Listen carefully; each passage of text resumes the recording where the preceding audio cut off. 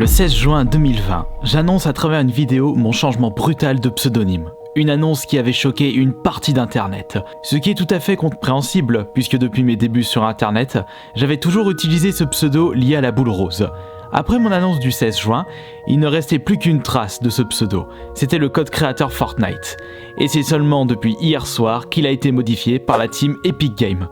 Maintenant, on va pouvoir tourner définitivement la page et commencer une nouvelle partie de ma vie sur YouTube. Bonjour. Dorénavant et pour les prochaines semaines, je vais pas hésiter à spammer à fond les ballons le nouveau code créateur Epic Fortnite Asterion afin de tourner définitivement la page et d'enterrer une bonne fois pour toutes mon ancien pseudonyme. Et pour fêter ça, j'ai fait une nouvelle petite bannière qui sera intégré dans toutes les prochaines vidéos Fortnite de cette chaîne YouTube. Alors allez-y, vous de votre côté, spammez ce nouveau code créateur dans les commentaires, même dans les commentaires des autres chaînes YouTube, sur les réseaux sociaux, sur internet total, dans les lives. Faites plaisir au Minotaur. Regardez, il s'est mis sur son 31. Ah bah oui Minotaur, t'es quand même plus classe comme ça. À travers cette nouvelle vidéo, je vais apporter plus de détails sur ce changement de pseudo qui date déjà il y a 9 mois et également faire une petite piqûre de rappel parce que vous n'imaginez même pas le nombre de commentaires et de remarques par rapport à ce changement de pseudo. Non mais Asterion, pourquoi t'as changé de pseudo? Non mais Asterion, il était mieux ton ancien pseudo. Vous inquiétez pas, je vais tout vous expliquer à travers cette nouvelle vidéo et je vais en profiter pour répondre à certaines polémiques qui n'ont pas lieu d'être afin d'en crever l'abcès. N'oubliez pas que le but de ma présence sur internet c'est de vous divertir, de vous faire marrer et pas de créer des polémiques à la noisette moisie. Alors restez bien jusqu'à la fin puisqu'il va y avoir des infos très intéressantes. Pour commencer, il faut savoir que ce nouveau pseudonyme n'a pas été choisi au hasard, puisque Asterion est un des prénoms du Minotaur. Il y avait également Asterios, mais j'ai préféré prendre Asterion, je trouvais que ça avait une meilleure connotation pour moi. Et en plus, ça c'était pas fait exprès, Asterion et AS Minotaur commencent par AS, et ce lien n'était que pure coïncidence. En plus, comme vous le savez, AS Minotaur a pris de plus en plus d'ampleur dans mon aventure YouTube. Je voulais vraiment un pseudo qui lie les deux. De plus, auparavant, j'avais toujours une même signature qui était uniquement liée à ma chaîne principale et liée à mon ancien pseudonyme. Et avec ce changement de pseudo, il était temps de créer une signature qui pouvait lier Asterion et AS Minotaur. Tenez, je vais vous montrer comment j'ai créé ça. Il fallait que je trouve une signature qui liait Asterion et AS Minotaur. Leur point commun, ce sont les deux premières lettres, AS. J'avais la base pour pouvoir créer cette nouvelle signature. Faire quelque chose de cool et classe en même temps, en utilisant AS. C'est vrai qu'en faisant un petit truc comme ça, bah c'était pas assez personnalisé. Je pouvais par exemple essayer de faire quelque chose sur la lettre A et mettre un S, mais je trouvais que le résultat était assez moche. Je pouvais partir sur quelque chose de carré, mais ça fait vraiment lait du slip. C'est pour cela que j'étais parti sur quelque chose de simple, c'est-à-dire le A comme ceci. Ensuite, je mettais le petit S comme ça. Donc on avait justement un mélange d'un triangle, enfin de quelque chose de pointu et arrondi en même temps. Et il fallait que je rajoute un dernier petit détail. Je voulais pas faire un truc comme ça parce que c'était pas assez personnalisé. C'est alors que le résultat final, c'est celui-ci. Le petit S là. Et enfin, pour le A, pour terminer la lettre A, faire quelque chose comme ça. Voilà, c'est tout. Pourquoi faire compliqué alors que l'on peut faire simple tout en restant efficace?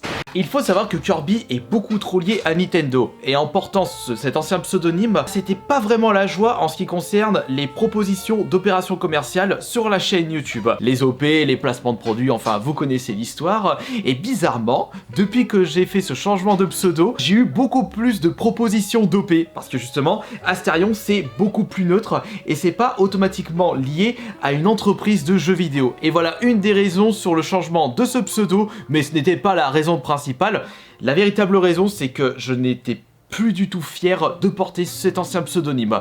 Par exemple, quand des personnes qui connaissaient pas mon aventure YouTube me demandaient mon pseudonyme, je ne répondais même pas avec mon ancien pseudonyme, mais plutôt avec le pseudonyme d'AS Minotaur. Oula, il y a un sacré problème là, il faut remédier à ceci. Et c'est pour ça aussi que j'ai changé de pseudonyme. En plus, je ne suis pas un gros fan de la série de jeux vidéo Kirby. J'en ai joué à quelques-uns comme Kirby Air Ride, Kirby 64, Crystal Shards, un peu aussi Nightmare et Dreamland. D'ailleurs, en parlant de ça, je suis en train de regarder un petit peu la partie de ma collection de ma justement Atem Kirby et il est peut-être temps de faire un gros ménage. Vous n'êtes pas d'accord? Allons-y, suivez-moi. Allez, il y a des choses qui vont définitivement dégager de cette collection Kirby. Et je suis même sûr, voilà, c'est ce que je vais faire, je pense que la collection à thème va définitivement dégager.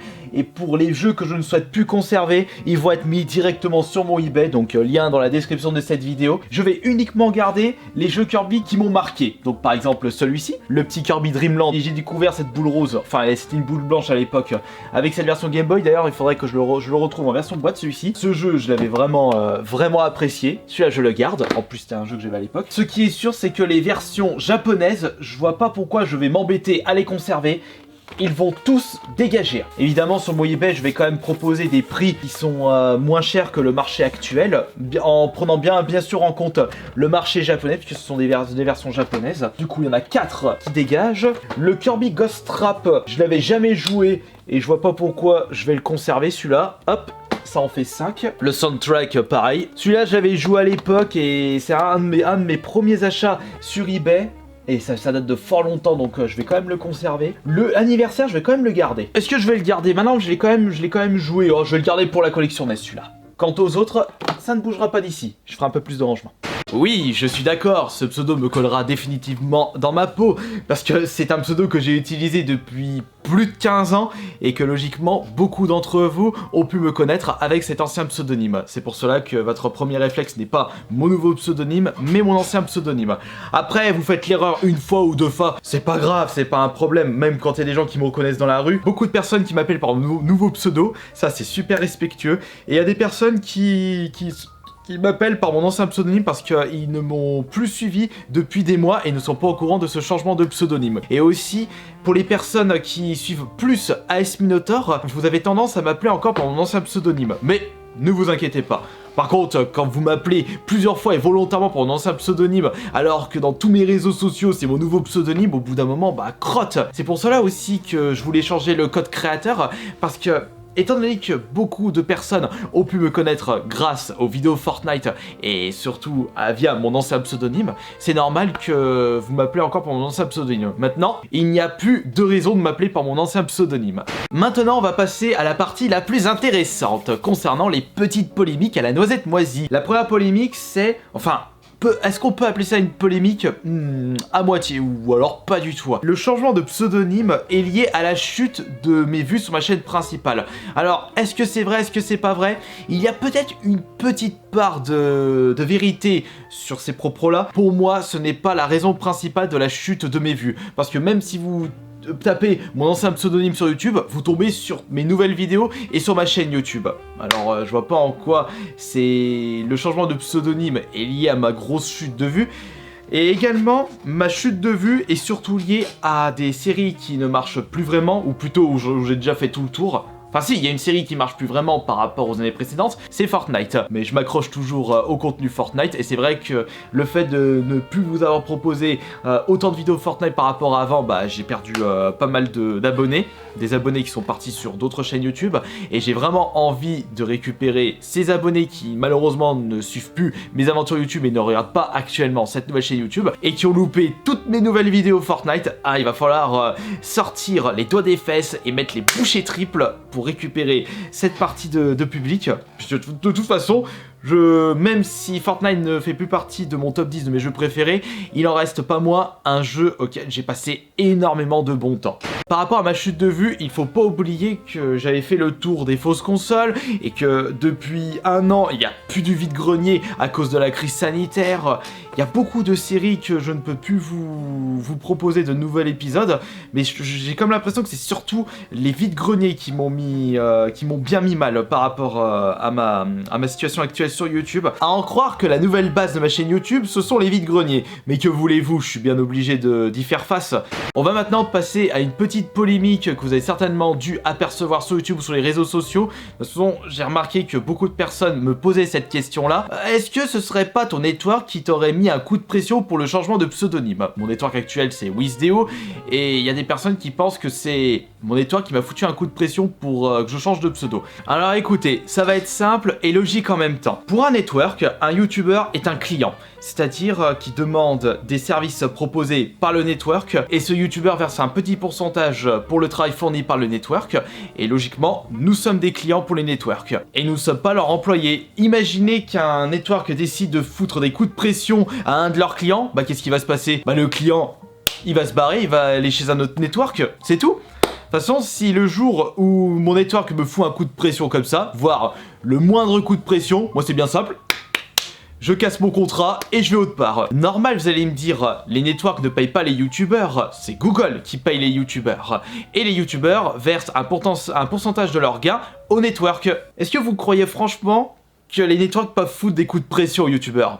Et pour terminer, on va passer vite fait à une autre polémique qui commence à prendre de l'ampleur, autant crever l'abcès, c'est concernant mon départ de Twitter, et beaucoup de personnes pensent que c'est lié à un tweet où j'avais dit qu'il aura fallu la fermeture des bars pour que Mathieu Sommet revienne sur YouTube. Beaucoup de personnes ont très mal pris ce tweet-là, mais sachez que Mathieu Sommet est de base un barman. Et le fait qu'il y a eu la fermeture des bars, il a eu beaucoup plus de temps pour pouvoir se remettre à fond sur YouTube en attendant la réouverture des bars. Et il y a beaucoup de personnes qui pensaient que je le traitais d'alcoolique alors que ce n'était pas du tout le cas. Mais vous savez, c'est ça le problème sur Twitter. C'est qu'il y a beaucoup de personnes qui voient toujours le mal à travers les tweets, mais il faut tout de même éviter de trop voir le mal sur Twitter. De toute façon, c'est pour ça que je me suis barré de Twitter, parce que il y a beaucoup trop de toxicité sur ce réseau social et ça ne m'apporte rien de bon. J'espère que j'ai bien répondu à ces petites polémiques à la noisette moisie et que je vous ai apporté plus de détails concernant ce changement de pseudonyme. Et on se retrouvera demain pour la prochaine vidéo. Je vous surkiffe, n'oubliez pas le code créateur Asterion et c'était Asterion le Banc.